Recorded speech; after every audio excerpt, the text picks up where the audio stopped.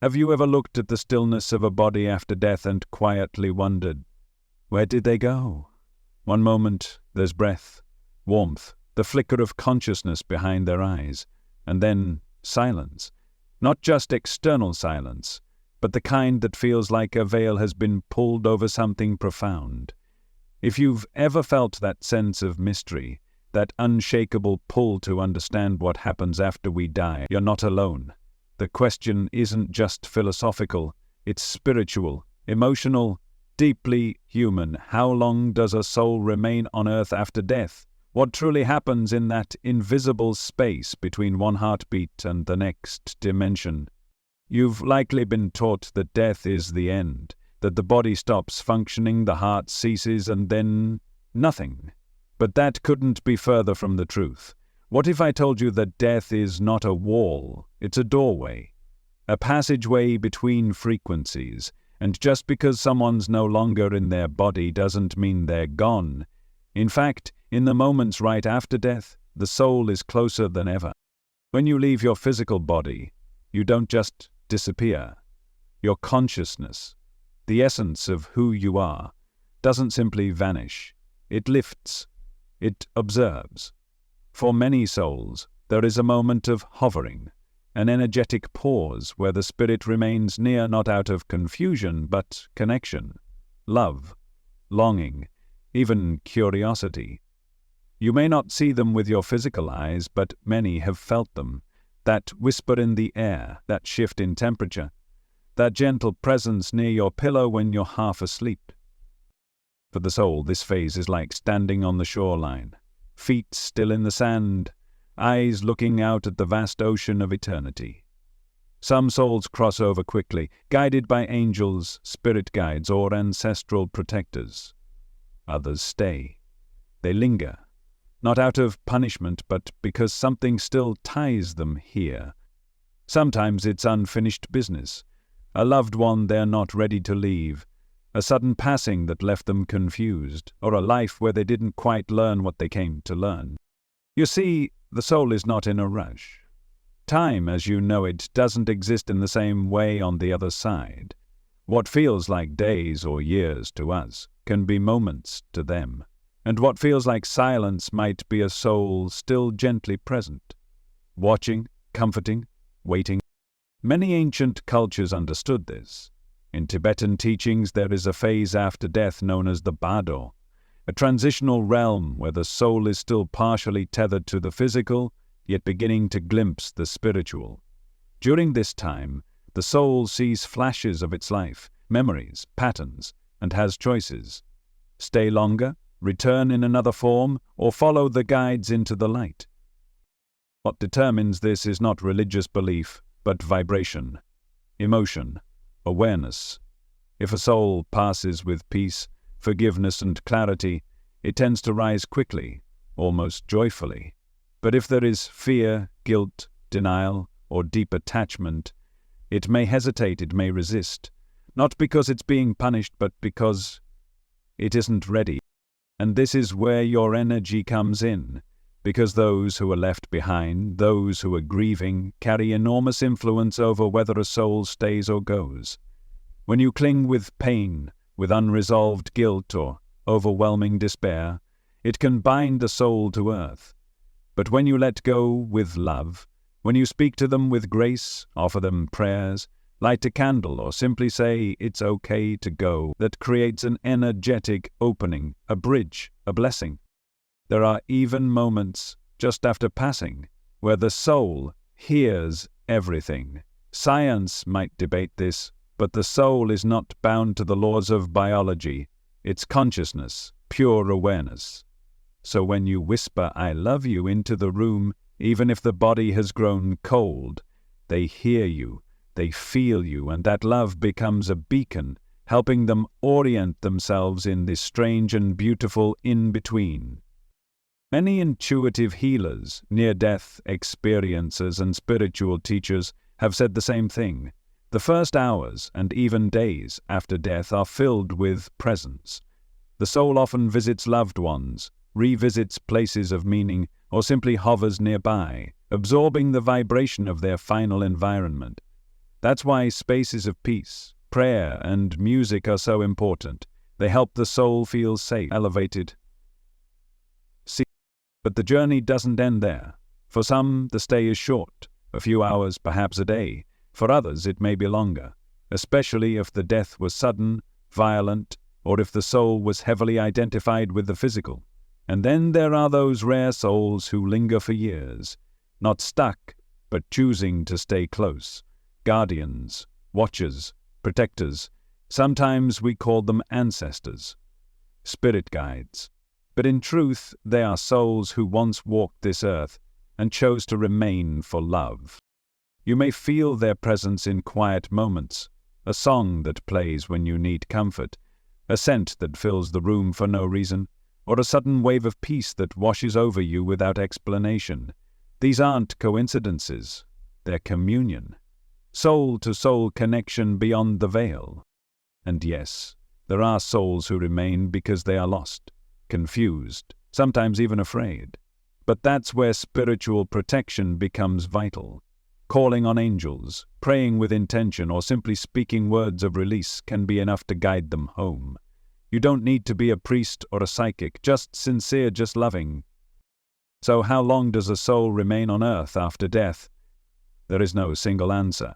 It depends on the soul's awareness, its attachments, its energy at the moment of passing, and the energy of those it leaves behind.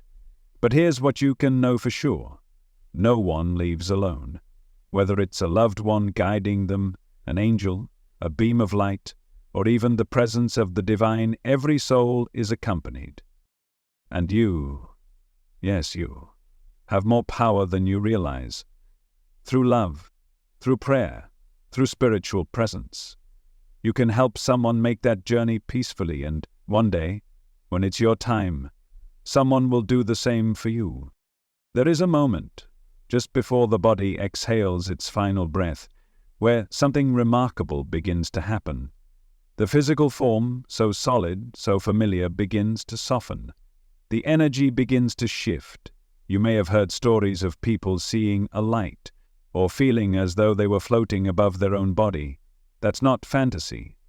That's the soul loosening itself from matter. The body doesn't simply shut down like a machine. It's more like a dimming candle. The flame flickers, the breath slows, and in those final seconds something ancient and sacred begins to unfold. The soul gently pulls away from the physical shell, almost like a thread being unwound from deep within the chest. Some describe it as a sensation of lifting. Others say it feels like a great relief, as if stepping out of a tight, heavy garment they didn't realize they'd been wearing all along. This transition is not fearful for the soul. It's familiar. It's what it's done countless times before, across lifetimes, dimensions, and realms. Even if you don't consciously remember it now, your soul has walked this path many times. And in the moment of death, that memory returns. There's a sense of recognition of, yes, this is the way home. One of the most critical aspects of this transition is the final breath, the exhale. That's when the tether loosens. And what you think in those last moments carries immense spiritual weight. You see, your final thoughts form a vibrational bridge.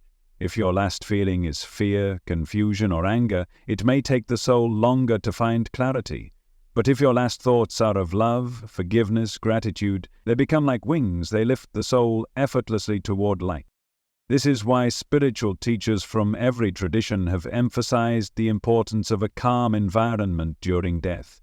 In the Tibetan Book of the Dead, this moment is known as the Chikai Bardo, the phase of the clear light.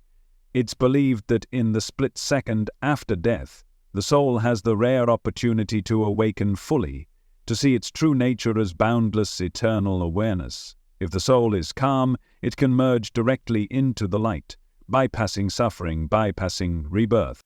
But if the mind is disturbed, if the soul is disoriented or attached to the material world, it may miss that window. It's not a punishment. It's simply resonance. Like a radio station tuning into a frequency, the soul follows the signal it's vibrating at. This is why the teachings are so clear. The moment of death is not to be feared. It is to be prepared for, not with anxiety, but with awareness. Near-death experiences confirm what these ancient texts have been saying for centuries. Across countless testimonies, people describe the same things: a feeling of separation from the body, a sense of peace, an encounter with a brilliant light or loving presence, and sometimes the presence of beings not of this world, but profoundly familiar. That brings us to one of the most comforting truths you could ever know. You don't die alone.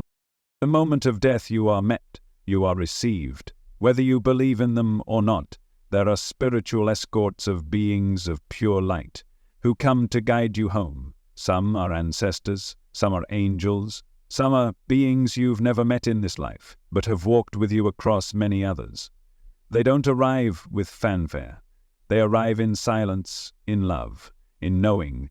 You might see them, you might feel them, or you may simply sense that you are not alone.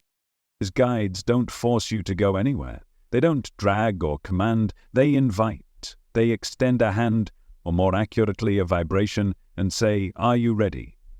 Some souls accept immediately. Others hesitate. And that's okay. There is no rush. There is only unfolding. If you've ever been with someone as they passed, you may have seen their eyes widen, or their face soften, or their lips form a gentle smile just as the breath left their body. What you witnessed wasn't random. It was recognition. They were seeing who came for them. They were remembering that death isn't an end, it's a reunion.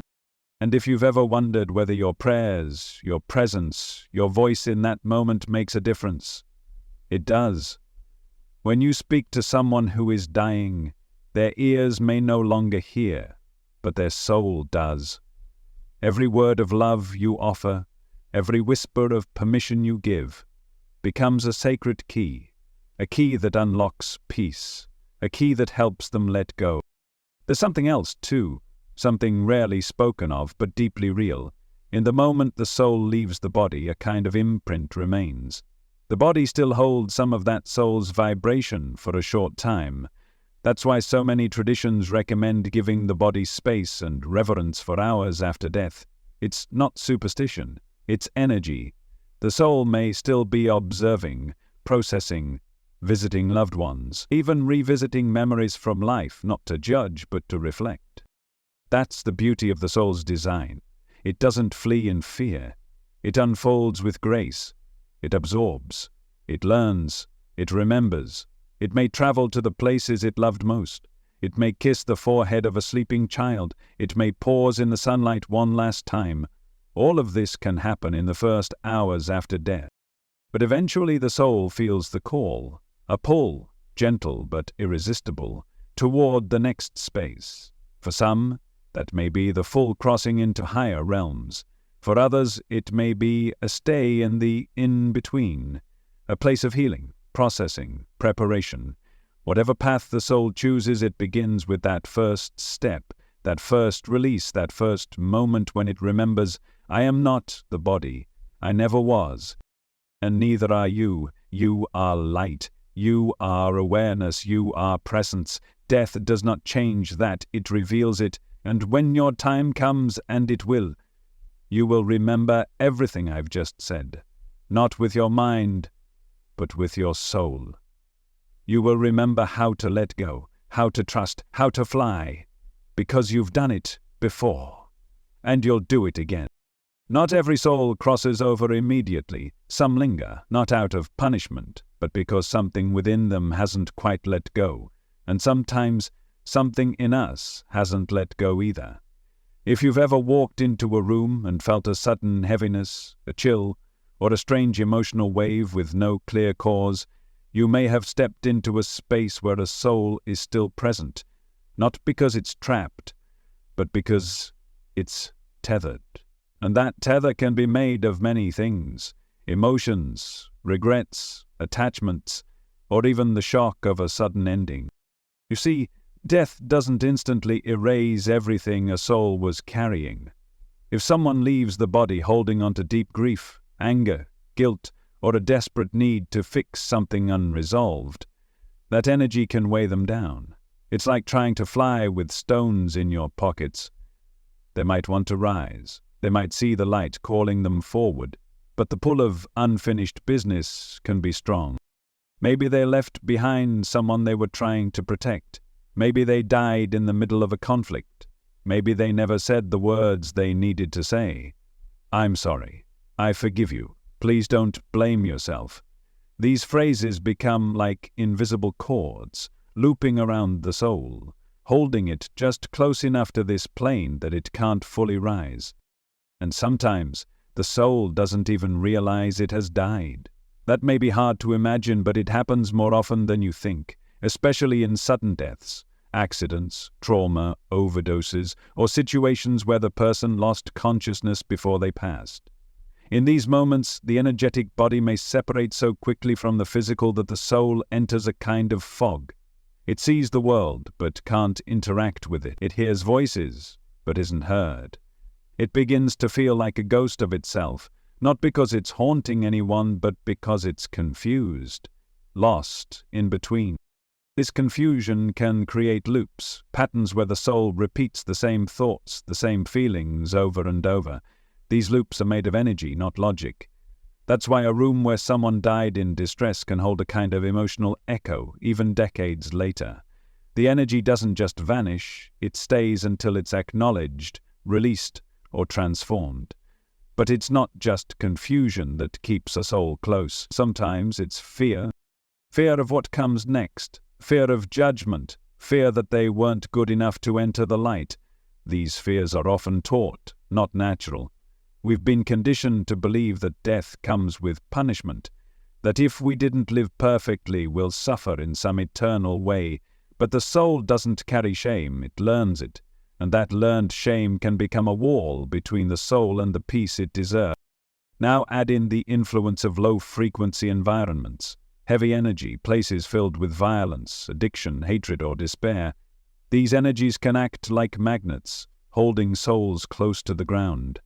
If a person spent much of their life immersed in this kind of energy, if they lived in darkness or caused harm without ever seeking healing, their soul may feel weighed down even after death, not because it's being punished, but because it never learned how to rise. These are the souls who need compassion, not fear. And sometimes these are the souls who linger near the people they hurt, or the people who hurt them, hoping to find some kind of redemption, some form of acknowledgement, even just a whisper of peace. But here's the most important thing you can know. No soul is ever truly stuck. There is always a path to light, and that path begins with intention. Intention is the most powerful tool you possess. It's the language of the soul. When you hold the intention for healing, for release, for peace, you shift the entire energy field around you. Whether you're speaking to a soul that's passed, or simply sensing one near, your intention carries weight. Your words ripple through the spiritual plane like waves of light. You might say something as simple as, "You are forgiven, you are free, you are safe to move on," or, "You are not alone, you are loved, go to the light." These aren't just comforting words, they're keys. They unlock doors, they lift the fog. And so does forgiveness. Not just forgiving others, but forgiving yourself. Because guilt is one of the strongest energies that keeps a soul close. If someone passed and you didn't get to say goodbye, if there were things left unsaid, or if you feel responsible in any way, that guilt becomes a rope tying their energy to your own. And sometimes the soul stays not because it's confused, but because you are. But forgiveness cuts the cord. Forgiveness opens the way, and when you forgive, you heal in both directions, past and present, living and beyond. Energetic residue plays its part too. Every soul leaves behind a subtle imprint, not because they're haunting, but because energy naturally leaves echoes, just like scent or sound.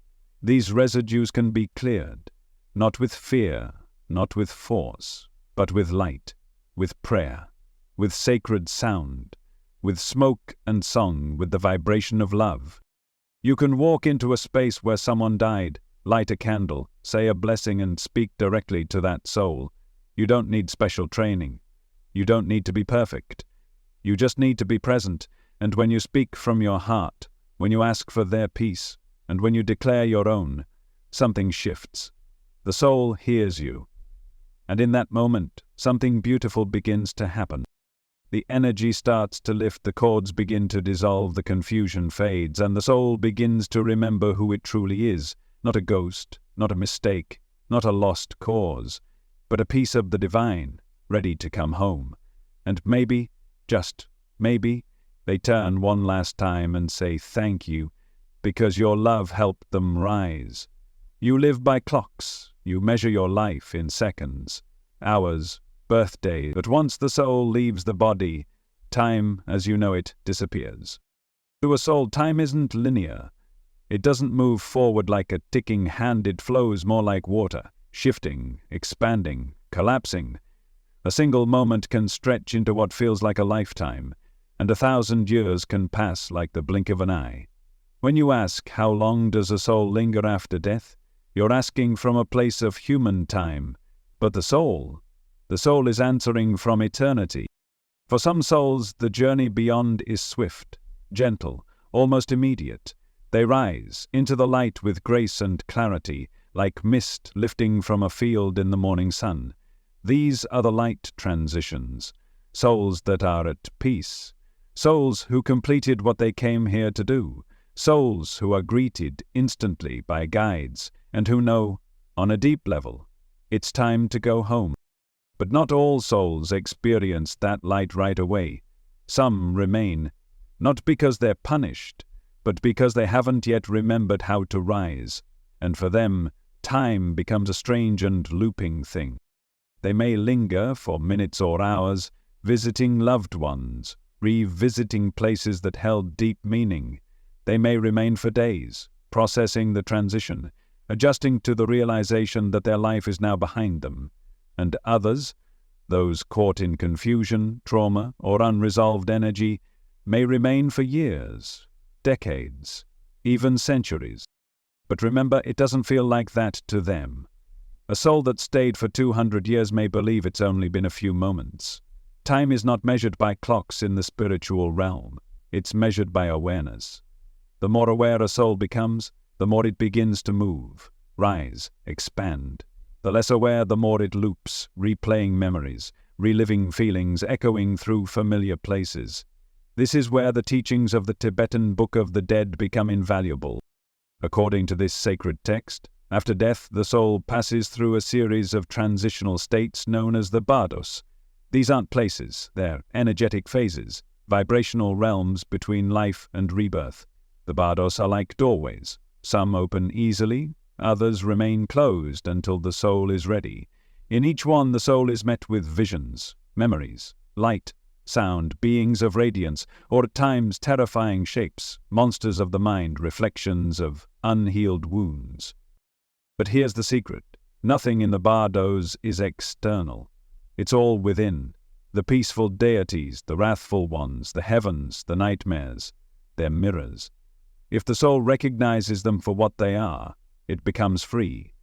If it believes they are real and threatening, it may cling to fear, and that fear creates gravity. It keeps the soul from rising. This is what separates a light transition from a shadow one. Not punishment, not morality, but perception. A soul that dies with awareness sees the light and walks into it. A soul that dies with fear may see the light and think it's fire, may hear the call of the divine and think it's judgment. The difference is not in what's there, it's in what the soul believes is there. And that belief shapes the experience of time. Let me tell you a story. There was once a man who died suddenly, unexpectedly. He didn't believe in the soul. He didn't believe in life after death. So when his body gave out, his soul didn't know what to do. He saw people around him mourning. He tried to speak, tried to touch them, but no one responded. So he stayed. For years, he haunted his old home, not with malice but with confusion. He didn't know he had died. Over and over he relived the moment of collapse, trying to change it, trying to wake up. The house felt strange to visitors, cold, dense, as if something were always watching. Until one day, a spiritual worker walked through the door. She felt him instantly, and she said out loud, "You're not trapped, you're just waiting, and it's time." That one sentence, it broke the loop. Because in that moment, the soul realized he was free, and just like that, he rose. Or another story, this one about a woman who refused to cross because she died in anger. Betrayal had poisoned her final days, and her energy pulsed with resentment. Even in spirit, she clung to the home where her heart had been broken. Visitors would sense her sadness. Lights would flicker. Cold spots appeared. But she wasn't a danger. She was grieving. It wasn't until her daughter, years later, stood in that house, lit a single candle and said, "I forgive you and I ask you to forgive me," that the energy lifted. The woman's soul was released. Not by force, but by love. Love broke the time loop. Love reopened the gate. So many of the spirits who stay are not malevolent. They're misunderstood. They're not trying to scare you. They're trying to be seen, to be heard, to find peace. Some are still mourning their own deaths. Some are still watching over their children. Some are still caught in the emotion of a traumatic moment that keeps replaying, like a scene stuck on repeat. And what they need is recognition, ritual, intention, because intention collapses spiritual time. When you light a candle, say a prayer, speak to them with reverence or compassion, you interrupt the loop. You insert a higher frequency into the space, and in doing so you create a portal, an opening, a moment of stillness in which the soul can remember that it doesn't have to stay. Sometimes all it takes is a whisper. "You're safe now. It's over. Go in peace." And just like that, time shifts. Airlessness returns, and the light appears. So if you've ever wondered whether spirits stay, yes, some do, but not all because they're lost. Some stay to protect, to comfort, to love, from the other side, and others remain until they are reminded of the truth. They are free to move on. They are free to rise. They are free to enter the timeless space beyond all fear, because in the spiritual realms, time is not a trap, it's a teacher. And when the lesson is learned, the soul flies. There are moments when you feel it's soft and sudden. Maybe it's a shift in the air, a pressure that wasn't there before, a sudden cold breeze in a still room, or the feeling that someone is standing right behind you, even though no one is there. These are not your imagination. These are signs, invitations, echoes from the other side. Because when a soul remains close to earth, it often tries to communicate, not through words, but through energy. You might notice lights flickering for no reason, devices turning on or off, a favorite song playing at just the right moment, the scent of their perfume, or the way the room suddenly feels heavy or quiet, like something sacred has entered. This is the language of spirit. Subtle, gentle, but unmistakable when you learn to listen. One of the most common signs is temperature, cold spots in otherwise warm spaces, not because the soul is cold, but because the energetic field around them shifts the vibration in the room. It's as if their presence displaces the density of physical matter, creating a drop in the frequency your body reads as chill. It might be near a doorway, a favorite chair, or the place where they passed. Often it's right beside you when you're deep in thought, or when you're grieving. The soul is saying, "I'm here." And then there are the dreams, the kind that don't feel like dreams at all. If you've ever dreamed of a departed loved one and woke up feeling like you'd actually been with them, like you'd smelled their skin, heard their voice, touched their hand, that wasn't just a dream, that was a visit. The dream state is one of the thinnest veils between worlds. When your conscious mind is quiet, your soul is free to travel, and in that space souls often come to comfort, to explain, or simply to say what they didn't have the chance to say in life. Sometimes they appear younger, vibrant, glowing. That's because they are showing you their soul, not their body. Other times, they'll show up exactly as you remember, just to make sure you recognize them. The words spoken in those dreams are often messages, and the emotions you feel, the peace, the love, even the tears, are part of the communication. But it doesn't stop with dreams. You may be walking through your day and suddenly feel overwhelmed by their presence, as if they're right beside you. You feel a pressure on your chest or a warm sensation on your shoulder. You hear their voice in your mind, not in memory but as if they're truly speaking. You sense them. These aren't fantasies. These are soul-to-soul whispers. And if this happens more than once, if the feeling returns at the same time in the same place or in moments when you're thinking of them, it's likely not just grief. It's them reaching out. Sometimes the soul remains because there's something unfinished. Not always dramatic. Sometimes it's as simple as needing to know you're okay, or needing to ask forgiveness, or to say thank you. And other times, it's you who needs closure. There may be words left unspoken, feelings that were buried, pain that never got a voice. These things bind energy between worlds. They're not curses, and those cords can be healed. So how do you communicate with a soul that's still near? You don't need a ritual or a ceremony, just presence. Speak from your heart, find a quiet moment, light a candle if it helps you focus, and simply speak to them, not in your mind, out loud. Say what you need to say, ask them to speak back through signs, symbols, or dreams. Souls often respond quickly when you give them permission to. You might say, I know you're near, and I want you to be at peace. I forgive you, I love you, you are free to move on. Or, I'm still hurting, but I know your soul is bigger than your mistakes. Show me what I need to release you with love. Sometimes just hearing those words spoken can help a soul begin to rise. And when you offer them light, through prayer, through memory, through loving release, you act as a guide, a spiritual midwife, helping them move from one frequency to the next. But there's something equally important you must remember. Not every feeling of presence is spiritual contact. Sometimes it's memory. The mind is powerful, and in grief it can recreate sensations. You might think you're hearing their voice, but it's your longing. You might dream of them, and it's your mind processing loss. That doesn't make it any less sacred, but you must learn to discern. Spiritual contact has a different quality. It feels still, full. It leaves you with peace. Even if it brings tears, it feels external, not just internal. It arrives with synchronicity, not just emotion. When it's a true visit, there is often confirmation, a scent, a sound, a moment of electricity in the room, something undeniable, however subtle, and it usually fades gently, not abruptly. So don't chase it, don't force it, invite it, and trust. Some souls will visit often, others only once, and others may stay until they feel the energy has settled, until the space feels clear, until the work is done. You don't need to fear them. You don't need to obsess.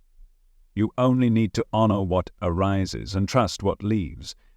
Because when a soul stays, it's not to hurt you. It's to connect, to complete, to communicate. And when the time is right, they go. But their love never does. That part stays. That part becomes part of you. Not every soul that stays behind is lost. Not every lingering presence is unfinished business.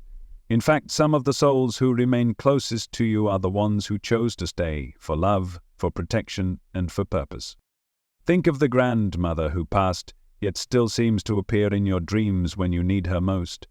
The father whose voice echoes in your heart when you're facing something difficult. The ancestor you never met, but who shows up in your meditations, your rituals, or even your genetic memory. These are not just comforting coincidences. These are souls fulfilling sacred roles. Some spirits stay close because they've become protectors, watchers. These are ancestors who look after their bloodlines long after they've left their physical bodies. They stand behind you in moments of crisis. They place quiet guidance in your path. They whisper wisdom into your intuition. You might never see them, but you've felt them. And when you've walked through something you didn't think you'd survive and came out stronger, you may have had help from a presence beyond the veil. These ancestral protectors aren't bound to earth in pain. They're here by choice, by agreement, Their vibration is high, their mission is clear. They walk beside their descendants not to interfere, but to support, to uplift, to guide from the invisible spaces. And some go even deeper than protection. Some souls remain because they are here on sacred missions. They are the ones you might feel when entering sacred land, ancient sites, or quiet forests. The ones who once lived but chose not to fully cross over because they became part of the land, the energy, the healing. These are what some traditions call light guardians, gatekeepers, earthbound healers, souls who serve as energetic stabilizers for certain places or people, not because they are stuck, but because they are serving. You might encounter them during moments of deep spiritual practice, in a temple, in nature, in the moments when your frequency is highest. They don't speak in words, but in energy, in waves of knowing and feelings of sudden peace or overwhelming insight. These souls may be tied to ancient lineages. They may carry forgotten wisdom, and sometimes you are part of their mission, or they are part of yours. This is where soul contracts come in. Before incarnating, your soul made agreements, not just about who you would be, but about who you would walk with, who would help you, who you would help, and in some cases, who would stay behind just long enough to watch you grow into who you were meant to be. Some contracts include spirits who remain to anchor certain energies into your life. A mother who promised to be near for your first child's birth, even if she passed before it happened. A best friend who said, "If I go before you, I'll still be there for every milestone." These aren't fantasies, they are soul-level promises. Timelines woven into the divine tapestry of your life. And sometimes, the soul that stays near isn't an ancestor or loved one, it's a high-vibrational guide who once incarnated, fulfilled their mission, and now exists between realms. These beings are not trapped, they're free. They simply remain close to Earth out of service. Their energy feels different, lighter, clearer, more expansive. You might encounter them in moments of deep meditation, breathwork, or crisis, when you call out, not knowing who you're calling to, and you feel presence, comfort, clarity. That may be one of these souls responding. Their role isn't to live your life for you, but to support the expansion of your awareness. And then there's something even more profound, soul families. You are not a single soul floating through the universe. You are part of a soul group, a collective of energies that traveled together lifetime after lifetime. These are the souls you instantly recognize, even if you've just met. The ones who come into your life like lightning. The ones who leave and still feel present, as if they never left at all. Some of these souls agree to remain close even after physical death, until the rest of the group is ready to reunite in higher realms, not because of karma, but because of love, because of shared missions, because your growth is interconnected. You may be doing the same for others without even realizing it. One day, long from now, you may leave this world and choose to stay just a little longer, to guide someone you love, to finish the work you started, to complete a cycle that spans lifetime. Because souls don't just rise, they return. They return in signs, in dreams, in the timing of your life. They return through guidance, intuition, synchronicity, and sometimes they return by staying just close enough to whisper reminders of who you really are. So when you feel that someone is still with you, maybe it's not because they couldn't go, maybe it's because they didn't want to leave you alone. Not yet. Maybe their role is still unfolding. Maybe your story together isn't finished. But trust this. When their part is complete, they will rise. And when yours is, they'll be there to welcome you back. Because love doesn't end. Souls don't forget. And those who stay longer always leave the light on. Sometimes a soul just needs a little help. Not because it's broken, but because it's between here and there, between knowing and remembering, between letting go and moving on. And in those sacred spaces, you can become the bridge. You can become the guide, not because you're an expert, but because you're present, open, devoted. There are tools, ancient and timeless, that have been used across generations to help a soul find its way. These aren't complex rituals locked away in temples. They're rooted in nature, in intention, in love. Water, for instance, has long been seen as a medium of purification and passage. You can prepare a simple water offering, placing a bowl of clean, blessed water on an altar near a photo of the departed or in the room where the energy feels dense. You can speak prayers over it, hold it in your hands, ask it to carry messages of peace. Water remembers, water transmits, and when you pour it onto the earth, it carries your intentions with it. Fire, too, is a powerful ally. A fire ceremony doesn't need to be grand. Even a single candle can serve as the flame. Write down the words that need to be released. Regrets, grief, goodbyes. Speak them aloud. Then burn the paper, watching the smoke rise like spirit itself. Fire consumes not to destroy but to transform. When you offer your pain or prayers to the flame, you're giving the soul permission to let go of what binds it, and giving yourself the same. Chanting and sacred sound open vibrational doorways. You don't need to know ancient languages. You just need to find a tone, a mantra, that resonates in your body. Om Mani Padme Hum. Amen. Even simple humming, the voice becomes a tuning fork, a lifeline across realms. Chanting creates a rhythm the soul can follow, like footsteps echoing down a corridor toward the light. And then there is prayer. Not begging, not pleading, just communion, connection, a heart speaking directly to spirit. When you pray for a soul's peace, you're sending them a map, a signal, a hand extended through time and space. Your words matter. Your presence matters. Say what's on your heart. You are loved. You are forgiven. You are not alone. May you rise in light. These phrases are more than comfort. They're instructions. A spiritual blueprint, a reminder to the soul that it doesn't need to carry its burdens anymore, that it can trust the path ahead. And forgiveness, that might be the most powerful tool of all. When you forgive someone who's passed, not with your head, but with your heart, you break chains they didn't even know they were wearing. Some souls stay close because they feel shame, because they're afraid of what you still carry. But when you forgive, truly forgive, you become the key to their release.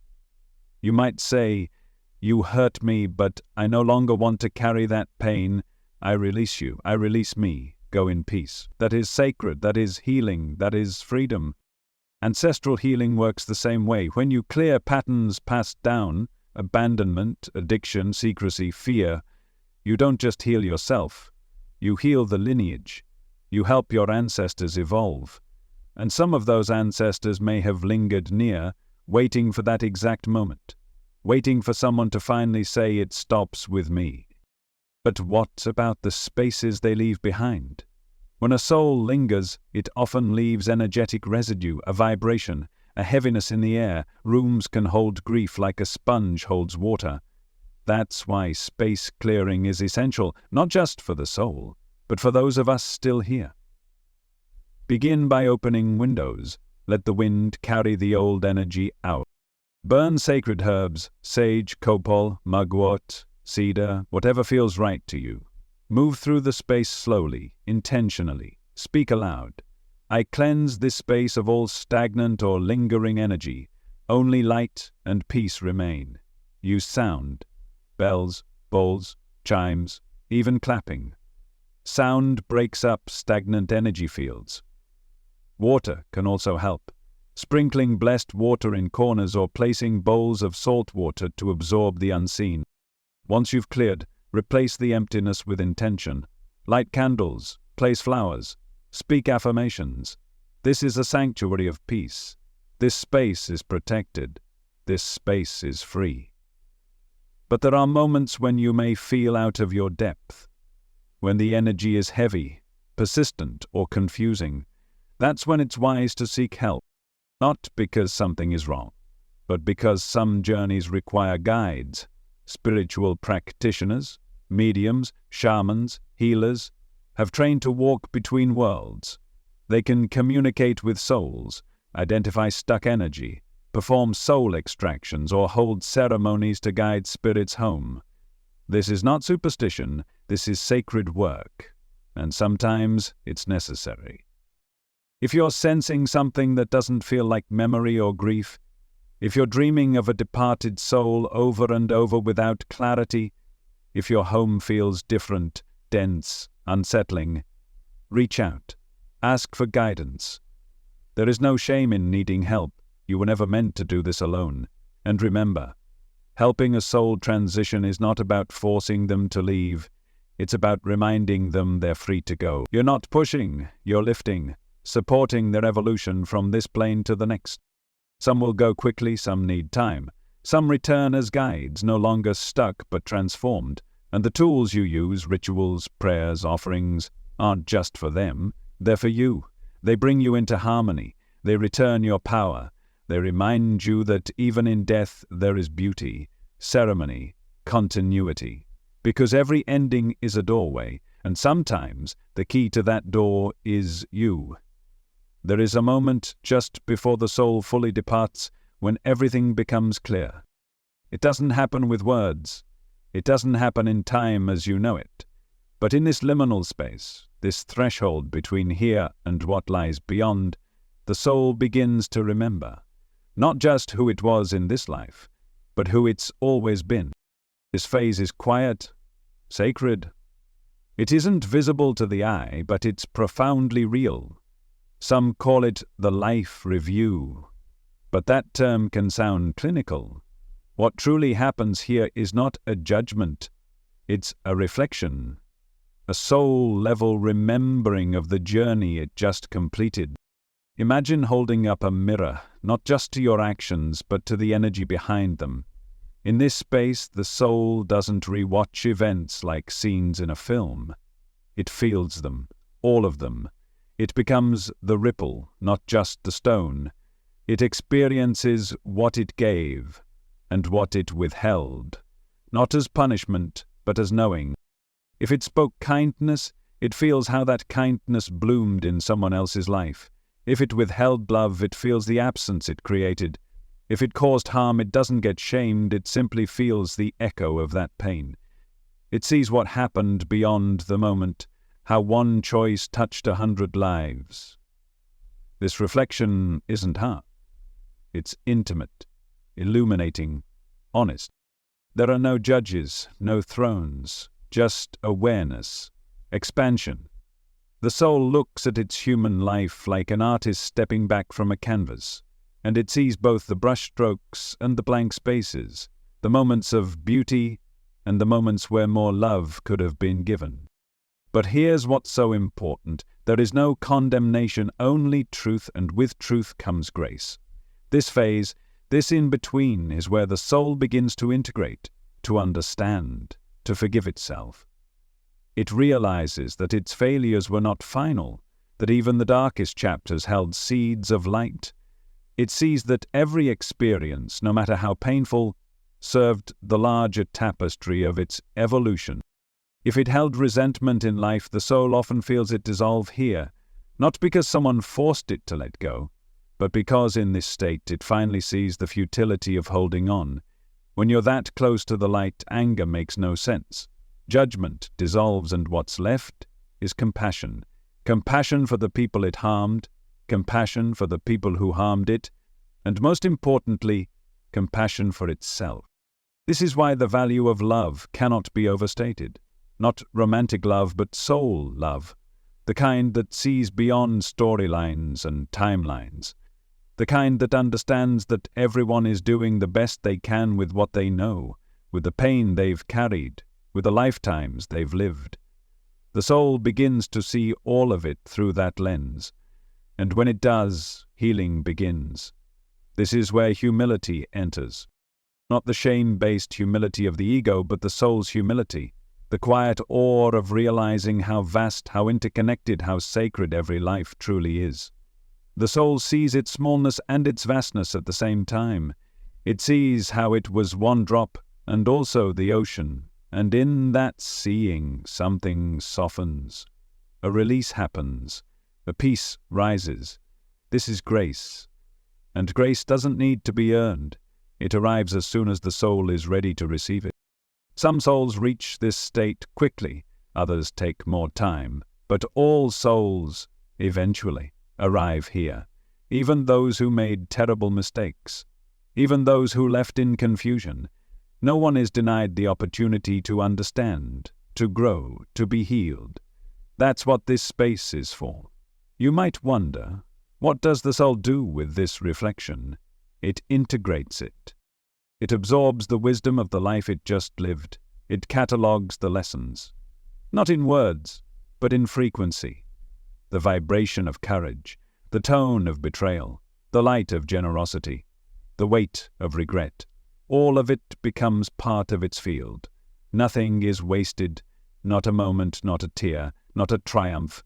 It all becomes data for the soul's next steps. Whether that means moving on to another realm, returning for another incarnation, or serving as a guide. The soul also begins to understand its role in the lives of others. It sees how its presence shaped paths, how its absence created voids, and how, sometimes, its pain awakened healing in others. There is often a deep sense of awe, almost reverence, for how life unfolds. The soul begins to trust the orchestration of it all, even the hard parts, especially the hard parts. And it starts to feel ready to release what it couldn't let go of before, ready to forgive what it swore it never would, ready to move on, not as escape, but as evolution. This is the moment when many souls will visit the ones they love one last time. You might feel them then, you might wake with tears in your eyes and not know why. You might smell them, hear them in your dream, sense a goodbye so soft you can't explain it, but it stays with you. That's them, wrapping up their story with you. Not with a period, but with light, with gratitude. Because they know now what they couldn't see before. And when that moment is complete, when the soul has gathered what it came to learn, when it's ready to carry that wisdom forward, it rises, fully, without hesitation, without weight. The soul departs not because it's done, but because it's whole. And in that final lifting, it becomes what it always was, light. There comes a moment when the energy shifts. You can't always explain it, but you feel it. A stillness, a breathless peace. It's like the air sighs. The tension that once filled the space, emotional, spiritual, energetic, dissolves, and in its place, there is quiet, not emptiness, but presence. This is one of the first signs that the soul has fully crossed. It's not dramatic. It's not filled with lightning or choirs. It's soft, subtle, a gentle lifting, as if the soul has finally remembered the way home. You may feel a sudden sense of clarity, a lightness in your chest, a knowing deep in your bones that they are gone, but not lost. The grief may still be there, but it shifts. It no longer claws at your heart. Instead, it moves through you like a stream, tender, but no longer tangled. That's how you know they made it. Some people report their home feeling different after a loved one crosses. Lighter, like something unseen has been lifted. Pets relax. Electronics stabilize. Dreams grow quieter. These aren't accidents. They're echoes of a soul that has found its peace. Because once the soul fully releases its final earthly ties, whether they were emotional, energetic, or karmic, it begins its journey into the higher plane, not all at once but in stages. The first of these is often the astral realm, a subtle dimension just beyond the physical, where the soul still carries some sense of identity. Here it may be greeted by loved ones, spirit guides, or beings of light. It's like a cosmic decompression chamber, easing the soul out of linear time, out of earthly emotion, and into a new way of being. In the astral, the soul may spend what feels like moments or lifetimes, depending on its need. Some revisit key memories, others receive healing. Some rest like travelers who've walked a long road and finally found water, And when the soul is ready, it ascends further into the causal plane, where individual stories begin to dissolve and the soul reconnects with its higher self, the vast, eternal aspect of its being that has never left source. In this space, there's no need for form, no personality, no mask, only essence. Here, the soul no longer identifies as I was this person or I did these things. It becomes a frequency, a presence. It sees its earthly life not as the only story, but as one thread in a shimmering web of the soul recognizes the patterns, the themes, the growth, and it sees how beautifully the pieces came together, even the ones that didn't make sense while it was in a body. This is where merging begins. The soul starts to release all remaining attachments to ego and form. It merges with the higher self, the overseeing intelligence that's been guiding its journey all along. And in this merging, there is no loss, only expansion. The soul becomes more itself, not less. And finally, there is the divine source, the origin point, the infinite, the great stillness from which all souls emerge and to which all souls eventually return. Some call this God, some call it the light, some know it simply as home. To reach this place is not to disappear, but to unify. The soul doesn't vanish. It becomes everything. It doesn't forget who it was. It remembers who it has always been, not separate, not alone, but one with all that is. But even in this vast rejoining there is purpose. Some souls, after merging, choose to remain in that high frequency, resting, observing, participating in the evolution of consciousness from a place beyond form. Others choose to return, to reincarnate, to teach, to assist, to love again through new eyes, and some become guides. Once they've fully crossed and integrated their lessons, certain souls take on the role of spiritual helpers. They don't hover, they don't haunt, they serve. They become the subtle voices of intuition in your mind, the sudden peace that floods your heart when you need it most, the unseen hand that redirects your path at just the right moment. These guides don't interfere, they align. Their wisdom comes not from control but from clarity, and they speak not in words, but in symbols, synchronicities, and soul nudges. You've likely felt them already. Because when a soul evolves beyond this earth plane, it doesn't forget you. It simply sees you from a higher place. It holds the full picture, the reasons, the lifetimes, the light, and it loves you even more. Earth is not the final chapter. It's a classroom, a sacred theater, a place where souls come to touch, to grow, to remember, and when the soul finishes this act, when it bows and steps off the stage, it doesn't cease to exist. It transcends. Its evolution continues. And so does yours. You're not separate from those who've crossed. You're connected. Through memory, through love, through vibration. And one day, when your journey brings you to that same threshold, you'll feel it.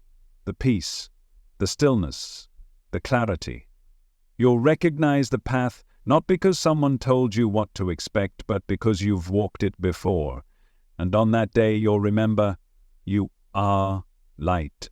You always were, and you never left. You're here now, alive in this body, walking this earth. But you are not only flesh, you are soul, light wrapped in skin, breath borrowed from eternity. And the time to prepare for death is not at the end, it's now. Because how you live shapes how you leave. When you honor your emotions, release what no longer serves you, and walk each day in alignment with love, you begin weaving your own bridge to the other side. You don't need to fear the unknown when your life becomes the preparation. Every moment of forgiveness clears the path. Every act of compassion lights the way. Every prayer, every intention, every time you turn inward and listen, you're strengthening your connection to the divine. So what can you do now? Cleanse your energy. Speak to your guides. Ask for protection daily. Create a life you're proud of, one rooted in kindness, clarity, and presence. Keep your vibration light, not by avoiding pain, but by transmuting it. Learn to trust your inner voice. Listen to the wisdom of your dreams. Build relationships not just with people, but with your soul. This is spiritual readiness, not fear of dying, but reverence for living. You can align yourself now simply by choosing peace, by forgiving yourself, by asking your angels to walk with you in every room, by blessing your own name each morning, and when you do, you'll begin to feel it. That subtle shift, that soft inner strength, that knowing that your soul is safe, always. Because the greatest gift you can give yourself is this, to know that death is not an end. It's a return, a homecoming, a reunion with the light that created you. And in that knowing, fear loses its grip. The mystery becomes sacred, and your time here, however long, becomes meaningful beyond words. You were never meant to walk this path alone. Every breath you take, your guides are near. Every tear you cry, your ancestors feel it. Every time you reach for help, seen or unseen, light rushes in to meet you. So live with grace, with clarity, and rise always with love.